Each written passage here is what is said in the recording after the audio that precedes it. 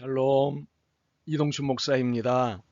오늘도 여러분의 삶이 주님의 평안으로 가득하시길 기원하며 하나님의 말씀을 나누겠습니다. 오늘 말씀은 로마서 12장 4절에서 8절 말씀입니다. 우리가 한 몸에 많은 지체를 가졌으나 모든 지체가 같은 기능을 가진 것이 아니니 이와 같이 우리 많은 사람이 그리스도 안에서 한 몸이 되어 서로 지체가 되었느니라. 우리에게 주신 은혜대로 받은 은사가 각각 다르니 혹 예언이면 믿음의 분수대로, 혹 섬기는 일이면 섬기는 일로, 혹 가르치는 자면 가르치는 일로, 혹 위로하는 자면 위로하는 일로, 구제하는 자는 성실함으로, 다스리는 자는 부지런함으로, 긍휼을 베푸는 자는 즐거움으로 할 것이니라. 아멘. 로마서 12장 4절에서 8절 말씀을 본문으로 무엇이 관계를 깨트리는가? 라는 제목의 말씀을 나누겠습니다.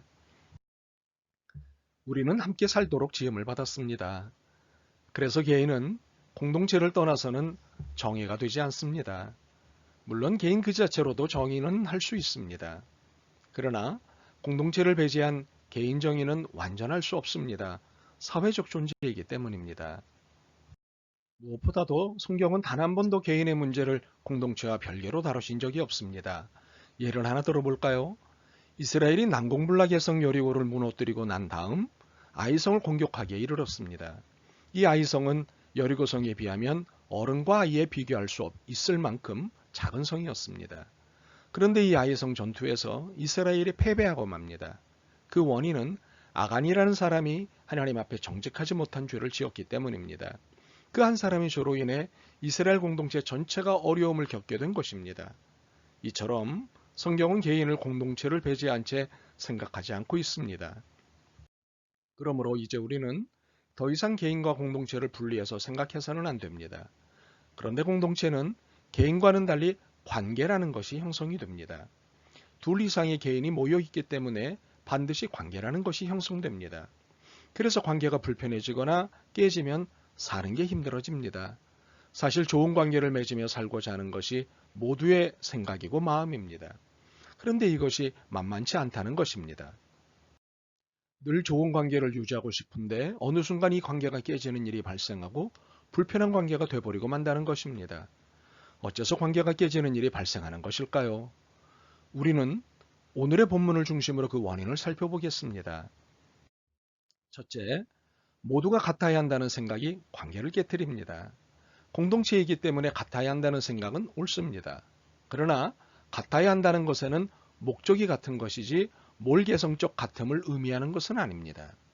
공동체는 개인이 공동체를 이룬 것이기 때문에 개인이 갖고 있는 개성이 있음을 먼저 인정해야 합니다. 본문은 특히 저마다의 기능을 말씀하고 있습니다. 우리가 한 몸에 많은 지체를 가졌으나 모든 지체가 같은 기능을 가진 것이 아니니 4절이 말씀합니다. 주님은 모든 지체가 같은 기능을 가진 것이 아니라고 분명하게 말씀하십니다. 물론 같은 기능을 가진 지체들이 있습니다. 그러나 저마다의 기능을 가지고 있는 것입니다. 그러므로 목적만 같다면 서로의 차이나 다름을 인정하는 것은 관계를 유지하는 힘이 되는 것입니다. 둘째, 서로에게 지체라는 사실을 놓치는 것이 관계를 깨트립니다. 이것은 개인의 독립성을 지나치게 강조할 때 오는 현상입니다. 개인의 개성을 인정하고 고려해야 하는 것은 마땅합니다. 이는 이미 우리가 논의한 바입니다.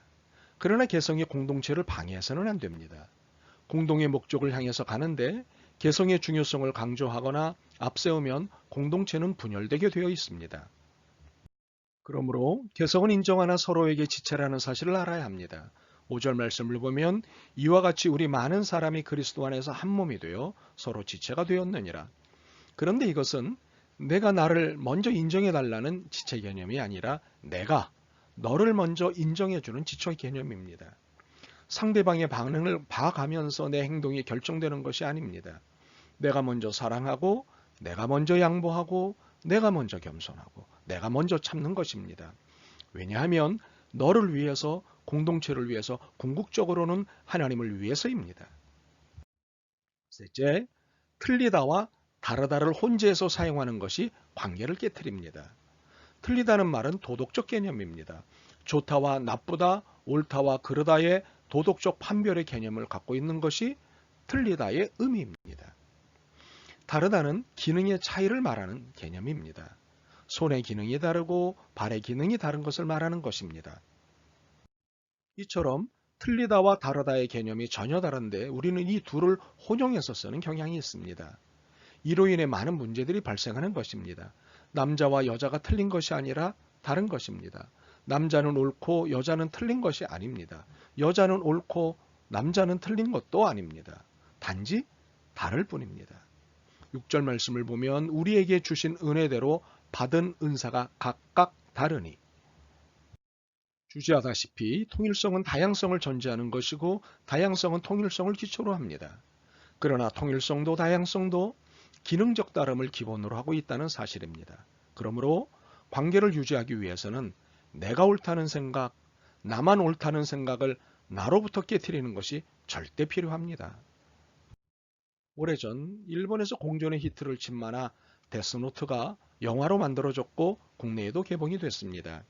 이 영화는 정의와 정당한 절차를 고민하게 해줍니다. 주인공인 키라는 정의의 이름으로 악한 자들을 처형해야 한다고 주장합니다. 그러나 사설 탐정인 라이토는 아무리 악한 자라도 정당한 절차를 거쳐서 처형해야 한다고 주장합니다. 이 두 주장이 팽팽히 맞서면서 영화는 극적이 돼갑니다. 이 영화를 통해 읽게 되는 것은 정의를 외치는 자의 자기 주장입니다. 내가 옳고 심지어는 나만 옳다는 생각이 상대방을 힘들게 하고 나아가서는 가족 공동체, 국가 공동체, 세계 공동체를 곤란에 빠뜨리게 할 수 있다는 것을 보게 됩니다. 이것이 우리가 오늘 말하고자 하는 관계를 깨트리는 주 원인이 되는 것입니다. 이처럼 자기 정의에 충실하다 보면 상대방의 다름에 대해 눈과 귀가 멀게 됩니다. 그러므로 정의로 상대방을 보기 전에 다름의 차원으로 상대방을 보는 것이 바람직합니다. 도덕적인 잣대를 들이대는 것으로 보면 어느 누구도 만족스럽지 못합니다. 그러나 다름의 잣대로 보면 서로 사랑할 수 있습니다. 그런데 무엇보다도 그리스도인인 우리가 상대방의 모습을 보기보다는 그를 만드신 하나님을 바라보는 훈련을 하게 되면 상황은 전혀 달라진다는 사실입니다. 그 어느 누구와의 관계도 영원히 유지될 수 있게 됩니다. 필립 켈러가 쓴 양과 목자라는 책이 있습니다. 책 가운데 양들이 서로 다투는 내용이 나옵니다. 먹을 것을 가지고 서로 자신이 차지하겠다고 다투는 것입니다. 이것을 보면 순하고 착한 양이라는 말도 틀린 것 같습니다. 그런데 그렇게 싸우던 양들이 목자를 보면 싸움을 그친다고 합니다. 이것은 더 큰 존재를 보면 자신들이 다투는 작은 것에 연연하지 않게 된다는 것입니다. 살면서 우리는 때로 너무 작은 것을 가지고 으르렁대는 것 같습니다. 보다 큰 틀을 바라볼 수 있다면 작은 것 한둘은 충분히 양보할 수 있을 텐데 말입니다. 그러다 보면 서로의 관계도 더 좋아질 것이고 그 과정에서 이룰 수 있는 소중한 것들을 지킬 수 있을 것입니다. 두 소녀가 사이좋게 바닷가에서 조개를 줍고 있었습니다. 그런 그들의 눈앞에 문득 큰 조개가 하나 보였습니다. 두 소녀의 손이 동시에 그 조개를 덮쳤습니다. 두 소녀는 서로 자기가 먼저 발견했으니 자기의 것이라고 주장했습니다. 두 소녀 모두 양보를 하지 않으려고 했습니다. 친구 사이라는 것도 잊은 채 다툼이 벌어진 것입니다. 그렇게 아웅다웅 하다가 결국 고집이 센 소녀가 조개를 차지했습니다. 조개를 빼앗긴 소녀는 마음이 언짢았습니다. 그것은 지금까지 준 것 중에 제일 큰 것이었으며 자신도 그 조개를 가지고 싶었는데 친구에게 빼앗겼기 때문입니다. 다시 조개 줍기는 계속되었지만 두 소녀는 서로 말도 안 하고 급기야 다른 방향으로 헤어져 죽게 되었습니다. 그런데 조개를 빼앗겼던 소녀의 눈이 갑자기 빛나기 시작했습니다. 뜻하지 않게 아름다운 진주 하나를 발견한 것입니다. 소녀는 그것을 얼른 집어서 품속에 감추었습니다. 마음이 하늘로 솟구쳐 올라갈 듯 기뻤습니다. 조금 전까지 꽁한 마음을 가졌던 소녀는 진주를 가진 후부터는 마음이 완전히 풀렸습니다. 다시 친구 옆으로 다가가서 다정하게 얘기를 나누며 조개 줍기를 계속했습니다. 그들 앞에 또 큰 조개가 나타났습니다. 이번에도 두 소녀의 손이 동시에 그 조개를 덮쳤지만 그들은 더 이상 아웅다웅하지 않았습니다. 진주를 가진 소녀가 기꺼이 양보했기 때문입니다. 단순히 눈에 보이는 조개 껍질 말고 눈에 보이지 않지만 진주처럼 영롱한 수많은 가치들을 우리는 이미 가지고 있습니다.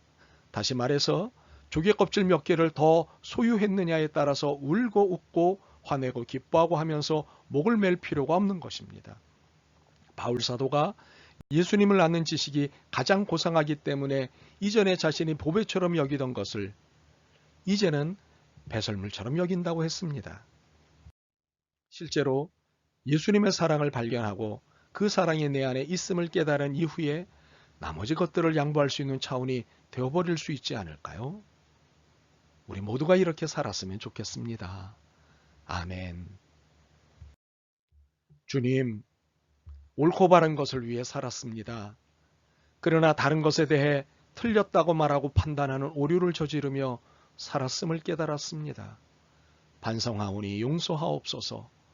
보배이신 예수 그리스도를 모셨으니 넓은 가슴과 믿음으로 양보하며 살게 하옵소서.